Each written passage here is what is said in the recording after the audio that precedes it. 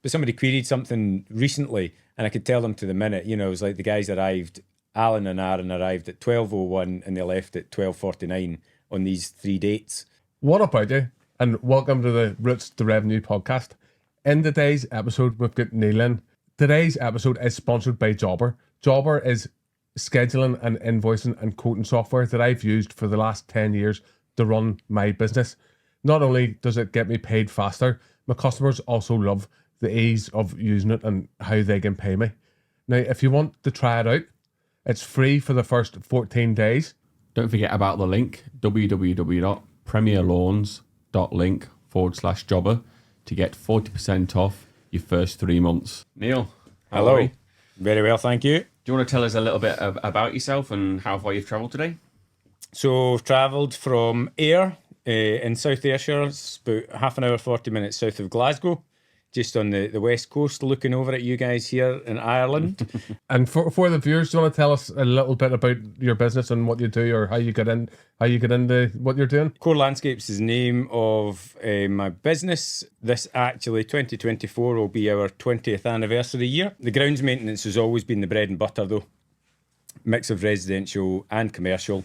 More commercial years ago. That's what sort of started us off. And then we lost a fairly large contract and decided not to actively look for more commercial work after that. We had all the residential work and we just sort of let things grow organically again. The tips that we're talking about today, you can hopefully take these and apply them to anything. Although we're talking about garden maintenance today and some of the software that we use to manage our business. What sort of size is your team?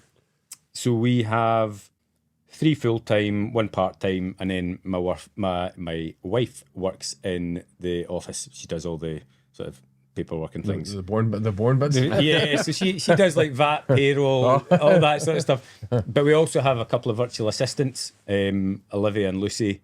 Shout out to them. They've made my life a lot easier this year. Do you want to give us a wee? Do you want to give us a wee talk about them? Because I'm curious about finding out about virtual assistants even for my own business. So how you found those, or how you recruited those, and so it came from Lawn Care Legends group. So Yep. there was a guy in there, Paul, Down to Earth Gardens in Glasgow.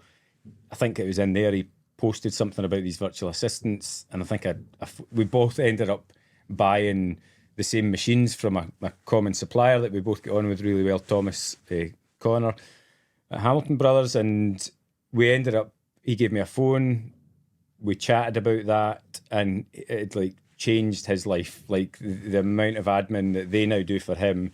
So I just gave Olivia a phone and we chatted about what they could do for us, and it was always the thing that was falling behind, whether it was customer communication, invoicing. It was the part of the business that I didn't ever enjoy, but had to be done. Arguably, it's one of the most important parts. The cash flow.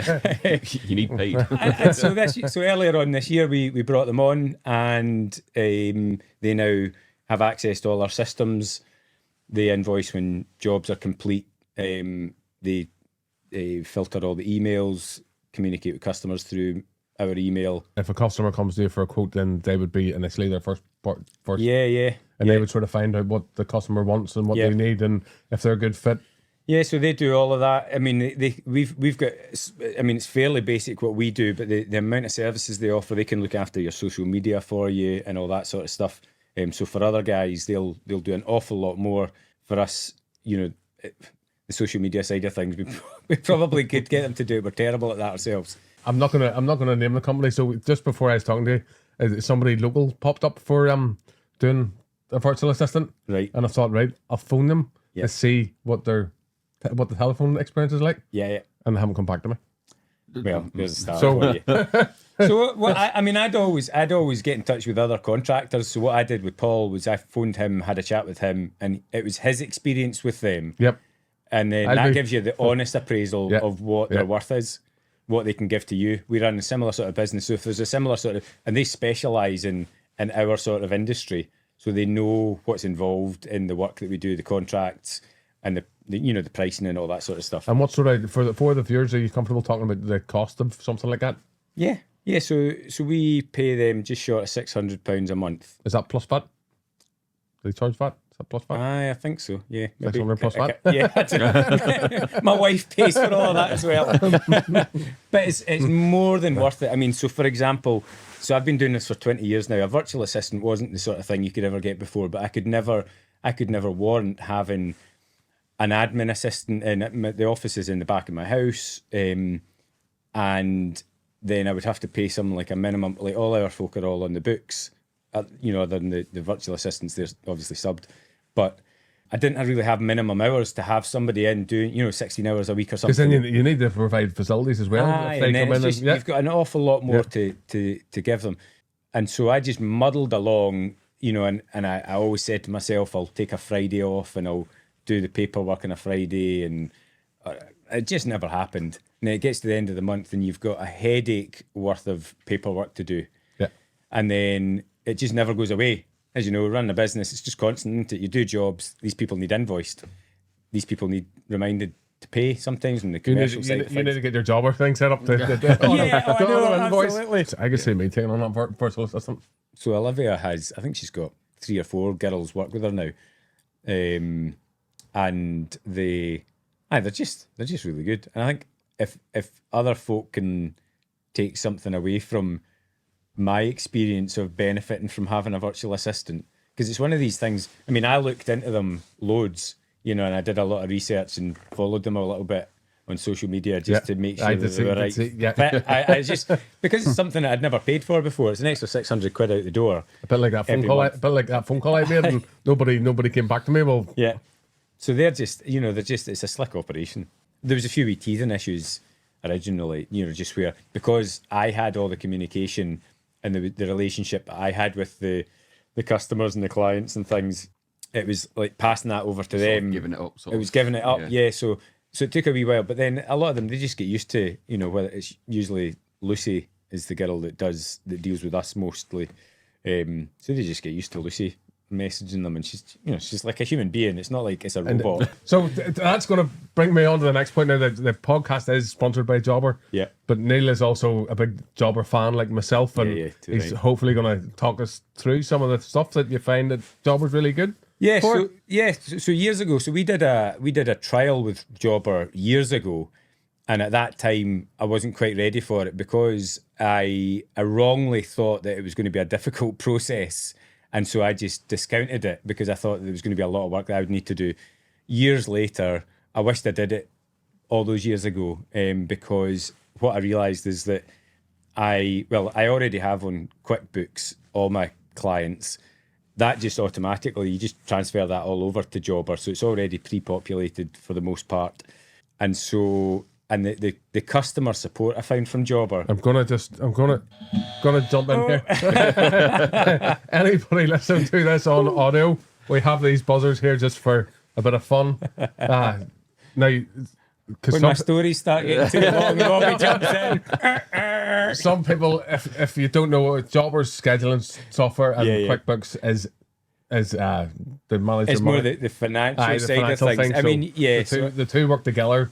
And you need both of them. Yeah, so I need both of them.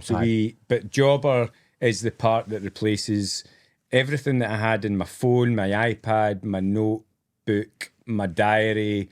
I used to have a glass pen that I would write to-do lists on the inside of my van windscreen, post-it notes. Everything now just goes in Jobber. Yep. As you know. So from the request, so customers get in touch with us, ask for specific work. We've got a request form. It tells us who referred them on to us, all that sort of thing. So you're getting a lot of data there straight away. Tells you whether they're the right fit. And then we arrange to go and see them, and then would you use the client reminders if you're going to see a customer? Would you send them a reminder the night before and tell them you're coming? So Jobber has so many facilities and features. That's one that I haven't used. That's something you need to. I know. Absolutely. But the thing is, I always find I'm so disorganized. Jobber has really organized the business a lot more, but things chop and change. Working outside and having staff and things get in the way, and then sometimes I always worry if I make that hard and fast arrangement, then I need to change it. But if I've sent them that's on me. I need to get more organised. I found since I've started to get a lot busier. So I used to, whenever I started up my business, I was arranging to go and see people. I'd say, I'll come to you at 1 Yeah. or I'll come to you at 2. But things, like you say, things get in the way. So now I'll say, I'll come between these hours. Yeah. And most people are pretty flexible. Yeah. I don't have it. Is there set time? From Jobber, on the plan I can send them on my way message if I'm 10 minutes away, half an hour away. Yeah.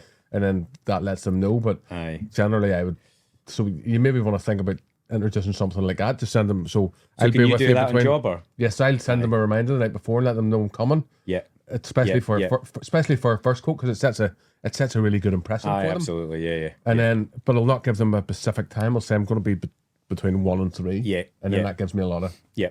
And then you use the 5 minutes, 10 Yes, minutes reminder. and then whenever I'm finished something, my last customer will jump into the van. Yeah. I can see with the map where the next customer is. Yeah. Google says 10 minutes away. No bother, send them a text message. We're 10 minutes out. Aye. It is slick, isn't it? Aye. And it's that sort of stuff. It's like having a PA, isn't it? Yep. And Again. because you connect it, into your van, and the map comes up. Jobber does all of that, gives you the directions. It is so simple, and that's one of the things as well. When I'm not really into tech, but with Jobber, it's like I use all Apple because it's so intuitive. Jobber's kind of like that. It's very simple to use, which is what I needed. And we're going to jump over to Jason here. So, from an employee's point of view, Jason, how do you find it? Like Neil was saying, with it being so, because I'm Apple as well, and like you're saying, you bring up the map to have all your customers. You can have it in a list form, or you can map view. Yeah, I really like the map view for the fact that you can see if there's a certain route that you want to go that day. Yeah, you can either work out to the last location, or you can go out and work back with the traffic, and then you just look on the map and right, next one. Yeah. If you don't know the area 100% as well, it's really handy. Yeah. Used to be, so the night before I'd look at them all on a map.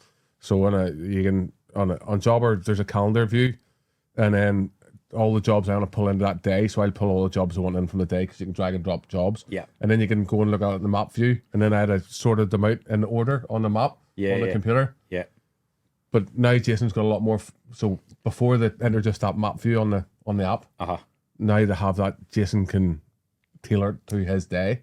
Yeah. Like if there's something on, or so you can go to, if you need to be at a customer for some reason in the morning at a certain time for one reason or another, you can go to them first. Yeah. And you can just do that in your app. Yeah. Yeah. So very easy, isn't it? Now as well, I believe with there's the GPS tracking. So if you arrive at the job, then the jobber geo-fences that job. So say, for example, a customer says, Robbie, were you here? Aye. Yes, we were here, and you can bring up the information and show them there. And then whenever he hits the job complete as well, it tracks the GPS. So you have a... Yeah, so that's one of the great features as well. So we've that's another feature that we've not utilised, but even just logging in and out of jobs. So all my guys all have it on their phones. They log in and out of every job. And so, I mean, in 20 years, nobody has queried us being on a job or not. Generally, you can tell when you've been there. The grass has got lovely stripes in it and all the rest. But somebody queried something recently, and I could tell them to the minute. It was like the guys arrived, Alan and Aaron arrived at 12:01 and they left at 12:49 on these 3 dates, and it's invaluable being able to have that, being armed with that data. Just knowing. Knowing. And then at the end of the year, because even to know how much you're spending in terms of time on a job throughout the course of a year, you can look and it tells you on that recurring job the total number of hours and minutes that you've spent on that job throughout the year. And then you look at how much you're charging for them, you divide one by the other, and you know what your internal hourly rate is, whether it's sufficient to cover your costs. Yeah. I never had that before. So you really are guessing whether a job is profitable or not. Something I hadn't even thought of. Yeah. So that was one of the principal things that I needed. Yeah. Which Jobber provides me with. And you can get to see the other side of the coin, the unbillable hours as well. Yeah. The drive time hours. Yeah. Yeah, the wasted time. Mm-hmm. As well. So it's been great. And would you use any of the features like the automatic pay? So if you, with Jason, the way we have the grass cutting set up, either the customers are on like a monthly plan where all their costs are in one, and then we divide that by like 10 or 12 months, and then that money's just collected at the end of the month.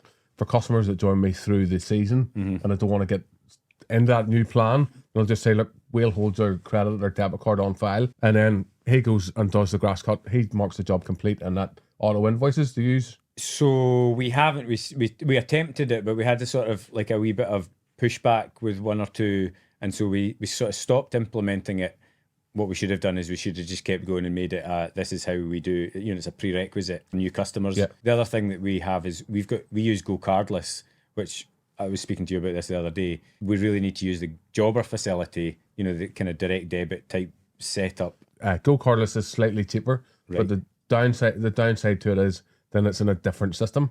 So Exactly. I used to have my grass cuts in Go Cardless, but then I was having to bring them all in anyway and work it out. I thought, well, the time I spent to save like 1% or something. It's a bit of a faff. Yeah, it's a bit of a faff. It's just the Yeah. less steps. Yeah, absolutely. The less steps you have to do. If you can have everything as simple as possible in a really slick setup, Yeah. that's great. And even for the admin girls, if everything's all in one place, they don't have to log into Go Cardless to see who paid that amount of money, and it's just all in Jobber.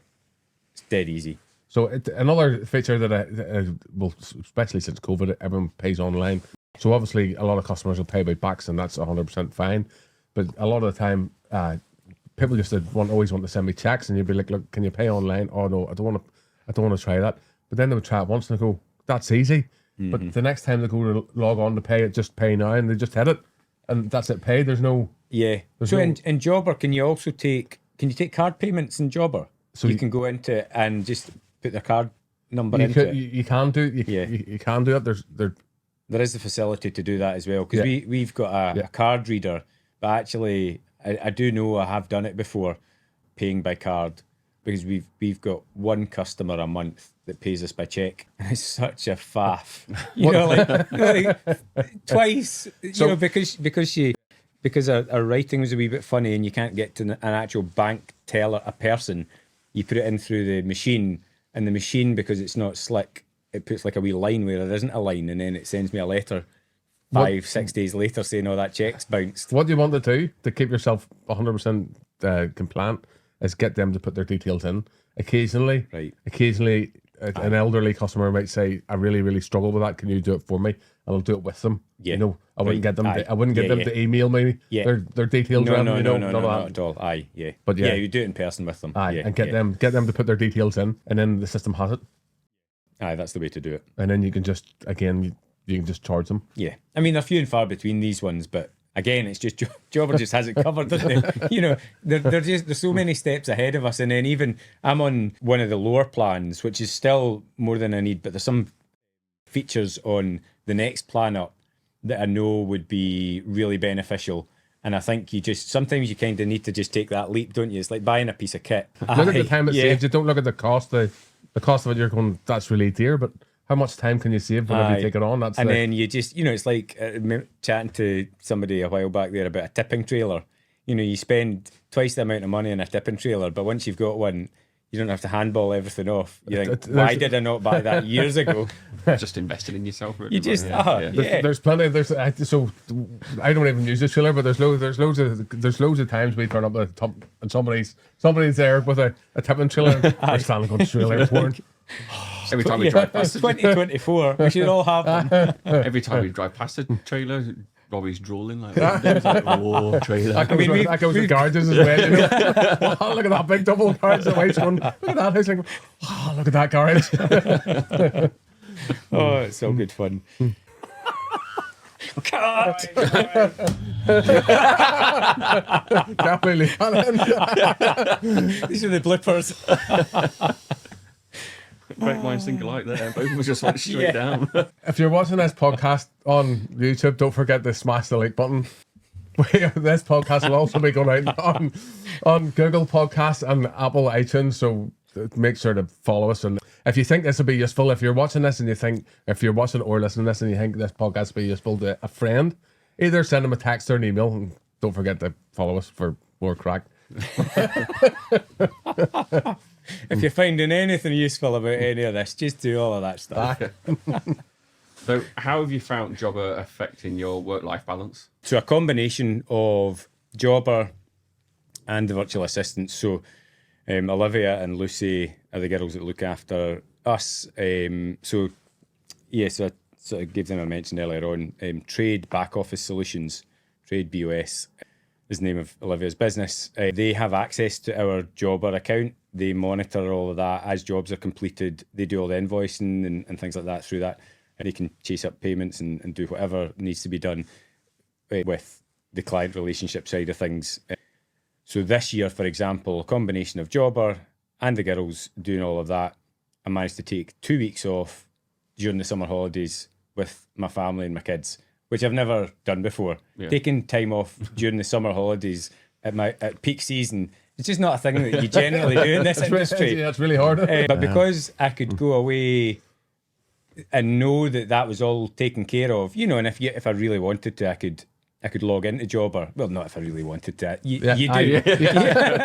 You can't just let go altogether. If you're away on holidays, yep. So you just check in and see those GPS locations. What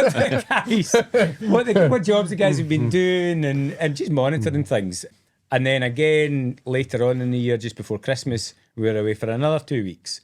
And again, you just know that everything's covered. If you need to, you can log into Jobber, see what's, and the girls will email me to keep me up to date. We've got a WhatsApp group just for anything that if they know when I'm going on holiday, so they try not to contact me. But if there's anything they need to contact me for, they'll just drop me a message and I'll get back to them. So it's great. I had another guest in a while ago, Jack Chapman, and he was talking, that sort of leads into something Jack was talking to me about. Mm-hmm. And he was saying, how long do you think your business could survive without you being there? And by the sound of it, your business could go on for a bit. Aye, a long, yeah. He thought like a month. A month's a long time. Yeah. Aye. I mean, arguably, like we all think that our businesses will come crashing down without us. But when you've got systems in place, so Jobber is a system, the virtual assistants are a system, the guys, the way that we work, there's a system there where they work with Jobber, they've got the app.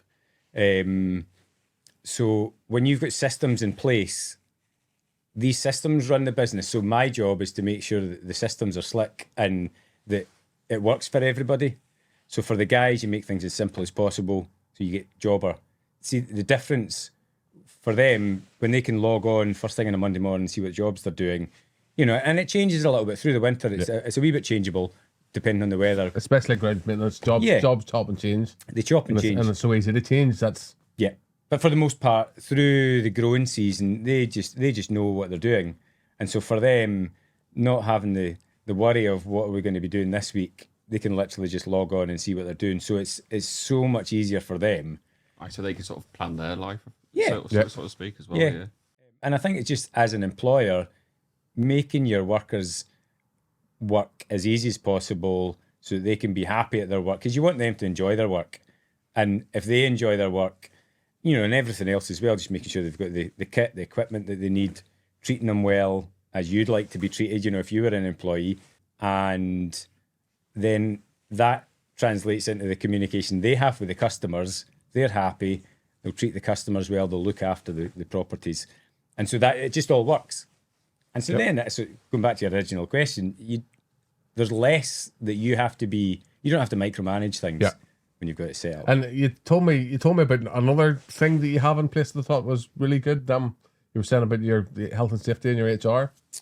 Yeah, so for about 7 years now, we've had a company called Citation. They're not the cheapest, but they run a really, really good operation. So our HR and all our health and safety stuff is all through that. All our employee handbooks, contract of employment, all our risk assessments, method statements, safe systems of work, all the COSH stuff.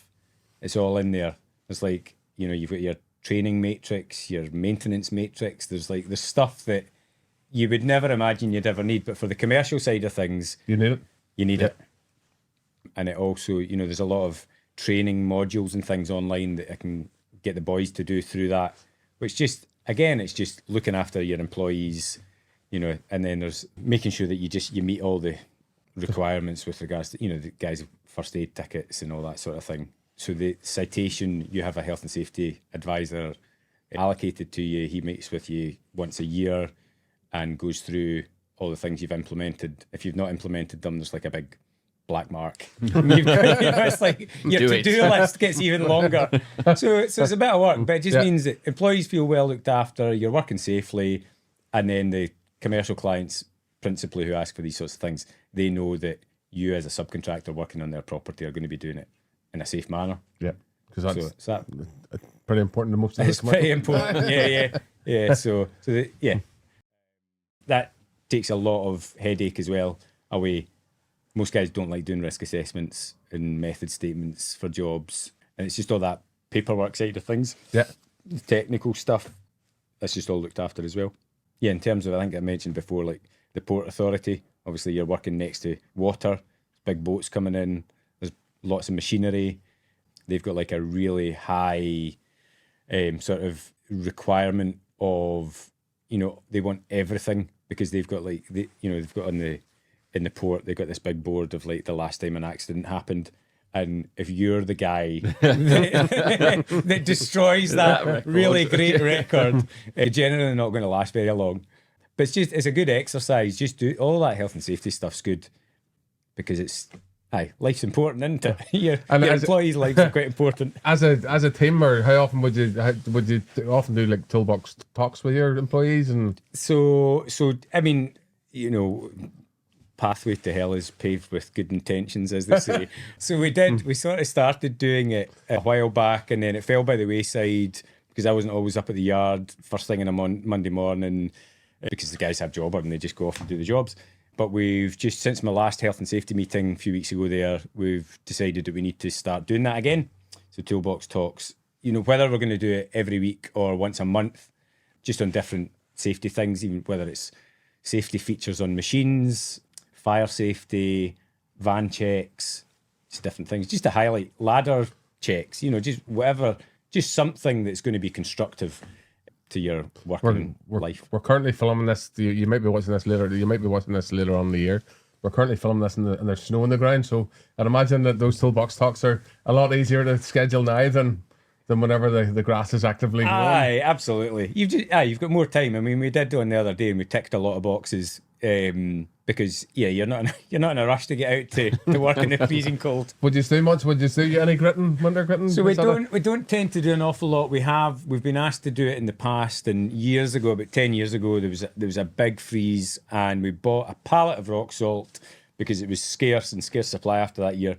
But for 10 years, we never touched a single bag of it. We couldn't give it away because on the west coast, down in Ayr, we just don't get those sorts of conditions. You go inland a wee bit and you do, but it's not really a big thing for us in here. But like I'm based, there's not a lot of snow, and you have to travel a bit. Yeah, and then it costs an awful lot to invest into that. Yeah, an awful lot. Yeah, and then the peak season for it is actually, it runs through March and into April, and that's whenever the lawn treatments are really ramming up. So for me, it was never viable. It's just not for us either. So we've always kept busy with other jobs. In the podcast, we always try and tease out funny stories from our guests. So Neil says that he's got something good. Go ahead, Neil. Yeah. So no, there's this one day when we were doing this commercial contract, big housing association estate.